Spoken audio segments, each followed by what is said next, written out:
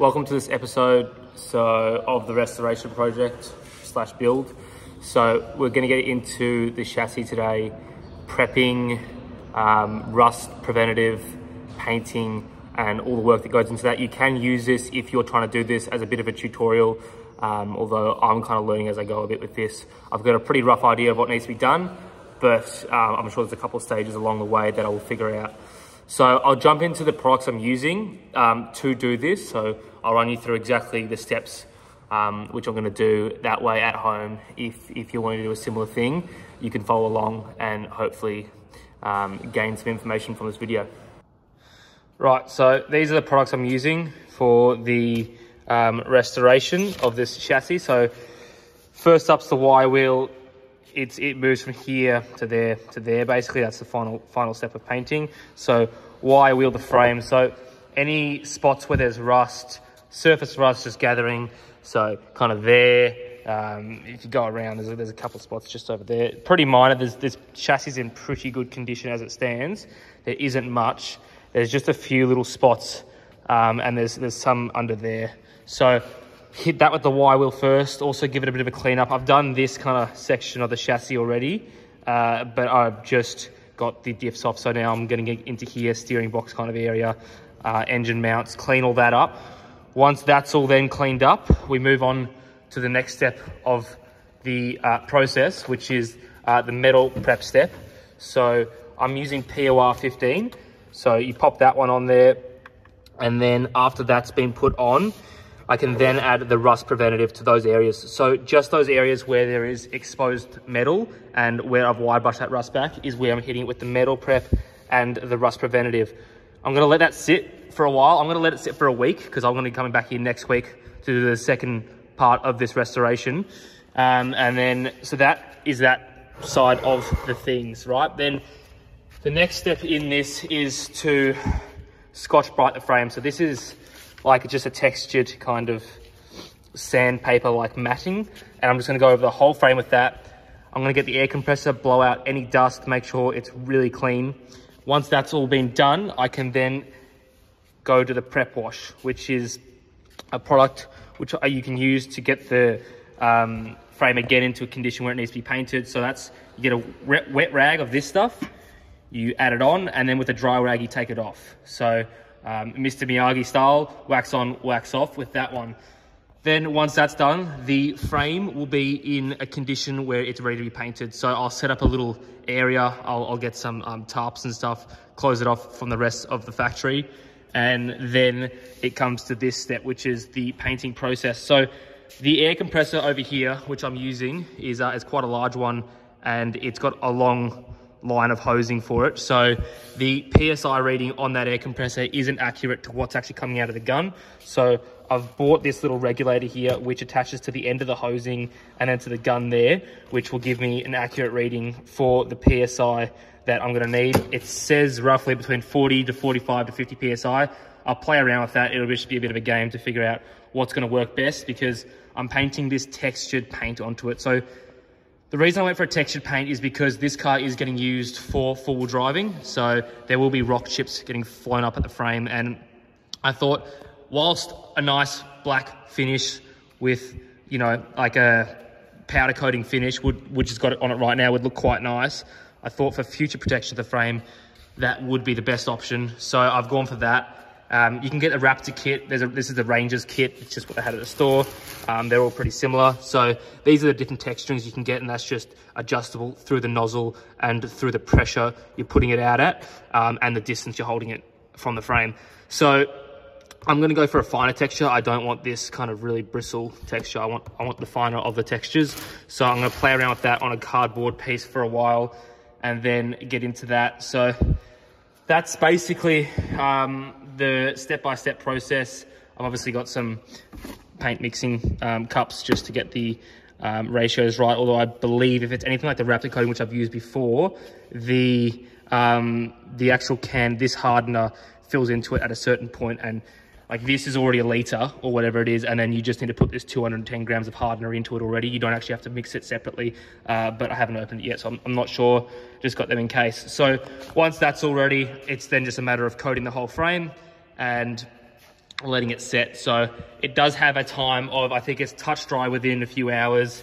And then I was reading the manual here, which would be applicable for different paints will have different dry times. So yeah, dust dry in an hour, and then touch dry within 3 days, and then it'll be thoroughly dry within a week. So it's going to sit here for a week just to set properly once it's all been painted, and then we can move on to other things. So I will be doing the diffs as well, but I thought the whole process stays the same for the diffs and the chassis, and I'm also coating the underbody of the car. So underneath the transmission tunnel and anything under there, this cab's got no rust in it, so I won't need to do the POR 15 stage, but just through the gunnel under there and back through the back half of it, I'll be hitting it with that bed liner of sorts. So that's the rough stages. I'll get into some time-lapse video of me wire brushing this back and getting the stages done. And if I, at some stage along the way, find some things out that I didn't realize, I'll check back in and keep you guys in the loop about that.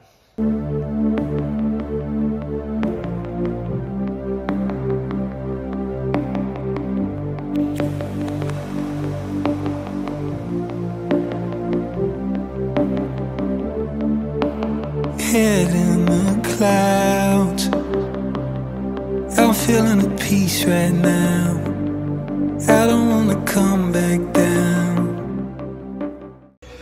Right, so there was a bit of minimal surface rust through here. So you can see I've just gone back with the grinder and I've just grinded it back. Now, when I'm saying minimal, it kind of looks like this. So just a bit pitted, and it's so minimal, yet I'm here now. The shaft, I'm never gonna get this point again, so just thought I'd do it all there. Now, another point, which there's it's a bit difficult to get in here, right? But you can see that this is kind of where it's eaten away a bit at it. This pitting here was rust. So what I'm using for this is this little tool here, which is, it's just like a Dremel, rotary tool. And it's got all these attachments here.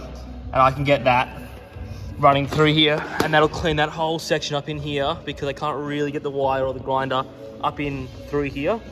And then once that's all done, it'll then be on to a couple more points at the front, and then get into the metal prep and other things. I'm checking out. I'll never get over you. I'll never get over you.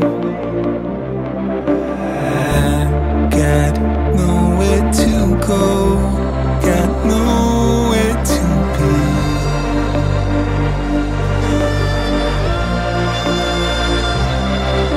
I don't wanna leave right now, so stay with me for one more night. Right, okay, so it's the next day now. Yesterday we wire brushed the frame, cleaned it all up, and then popped on the metal prep, so the POR 15 metal prep. Let that sit overnight. That had to be bone dry before applying the POR 15. I've gone and wiped with a rag any excess moisture off, and because you want that bonding process to be bone dry, because if that POR 15 seals over any moisture, it'll create an environment underneath that coating for rust to grow, and it'll grow through the frame without you seeing it. So I've just checked over the whole frame. There's no moisture on it at all. I'm going to give it another 5 minutes or so to dry out again, and then we'll be applying the first of 2 layers of the POR 15 around all the bare metal spots and any rust spots. So that'll be the next process of this, and I'll check back in once that's done. This is what it's currently looking like, prepped and ready for the POR 15. You can see the bare spots there. That's where all the coatings will go on. You can see there was a bit in there. So that's what I'll be hitting with the POR 15. Okay, so I've mixed that all up, I've shaken it up in there, and then I've just added it into this separate container here, and then just using a paintbrush like this. You could probably use a bigger one. A wider fan on the paintbrush would make life a lot easier. I'm just going to go around and dab on to all these areas here around the whole frame. And then the first coat, so you do a thin coat and then let that sit I'm going to let it sit for around 6 hours or so. So I'm going to come back tonight after this first coat's been added and then add the second coat and then potentially a third one. But I think I'll just do 2 around the whole frame and then flip it over and repeat the process just for these undersides here. And then I'll be ready for the paint. Okay, so I've laid the initial coat of the TROTON on either side. And I've also gone through and actually sanded and coated the underside and along the side here. So now just doing the same process for the top. I thought I'd do that side before checking with the top. Basically, this is a Scotch Brite. This is the textured matting that you're going to use to screw up the frame and go over all the PLR15 and the existing paint to get it into a position where it can be laid with the textured coating. So I've got along there, you can see it's got a matte finish to it now, and then after that, going along here, we're going to put the prep wash on. So that's just that one there. Again, we've got some rags over there, just on the rag, wipe it on, and then wipe it off with a dry rag, and then the gun setting. So I've obviously got a gravity-fed gun here. I was using it at 40 PSI, which is around, I believe it is, it says 3 bar here, if that is the bar metric, I'm not sure, but 40 PSI is what I was using out of the gun. And you put in, the mixture is, you mix that, which is 790 grams or 630 mil with the hardener. And then also because you're using it out of a gravity-fed gun, if you're using a gravity-fed gun, you'll need to thin it out even more so that the texture can come through this gun. So I put 100 mil of the thinner, I've just got a measuring cup here, into that mixture as well. So it was the 210 grams of that, 790 grams of that, and then 100 mil of that into here, shaked it all up, and then put it in here, and then come along, I'll show you the texture I got out of that. So this side obviously hasn't been done yet, but the coating down here, you can see along here, that is the kind of, it's like a matte finish. It's not too granule, it's quite smooth, but it still have that texturized coating. So right now, we're gonna go and use a prep wash on the frame, and then once I get to the stage of mixing up again, I'll check back in, show you the exact stages of the mixing, and then maybe do a quick video of me spraying it on. Rag here, just an old shirt, and then just dabbing it onto there like that, and then rubbing that on. You'll see it actually comes off quite quickly as it evaporates, and then there's a dry one, just like that. So taking that whole process and just going around the whole frame, just bit by bit with that, and then that, and repeat that whole process throughout.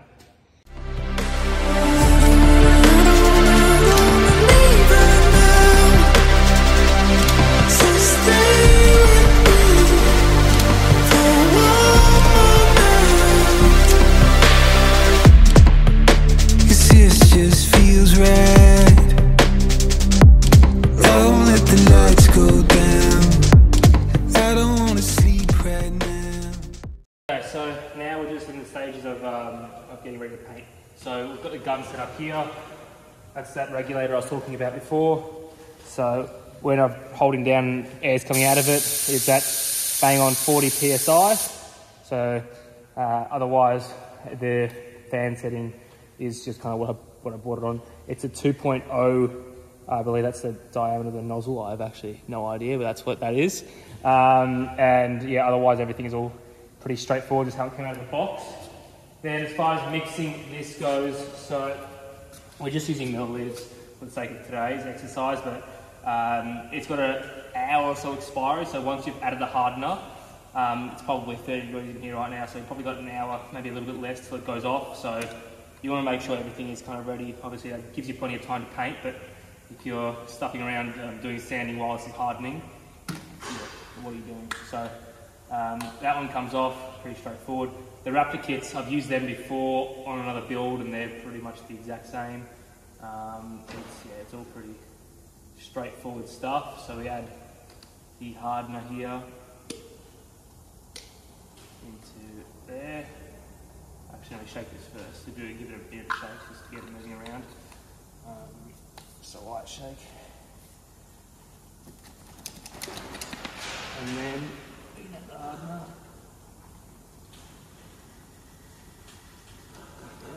Another layer of foil.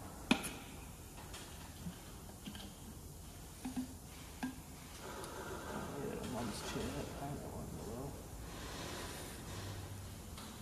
Probably should wear gloves to do this, honestly.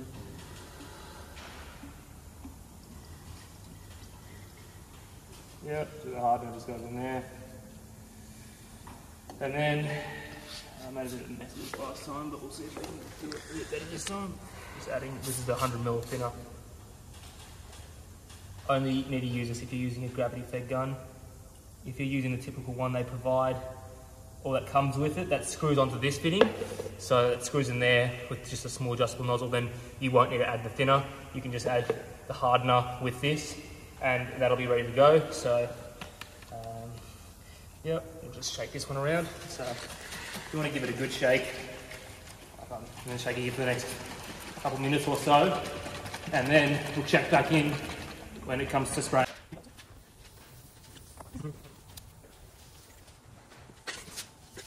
Alright, so when it comes to applying it, just using kind of a sweeping motion going along, I've put kind of half of it in there. So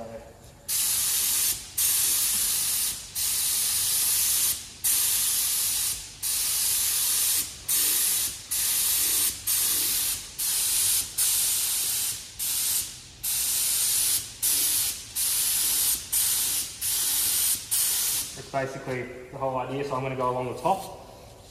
And then just the whole top side, and then go along and do a second coat on the other side. So we'll shoot this into a time lapse now of me doing that, and we'll check back in after that. Said my goodbyes, I'll never get over you, I'll never get over you.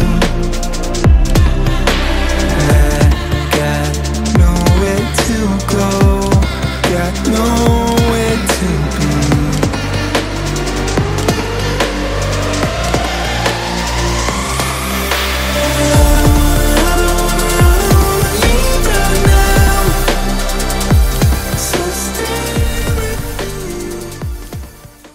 In better lighting now, this is the final finished product and how it's turned out. I'm quite happy with it. So it's just this kind of matte texturized finish, and the frame looks pretty well brand new now. So just a matter of bolting all the parts back onto it, and yeah, that's turned out really well. I'm really happy with that. So just doing the steps that I did, that's the result I got. That's the finish. I'll try to get up close to see. That's the finish that's gone. Yeah, so not bad at all.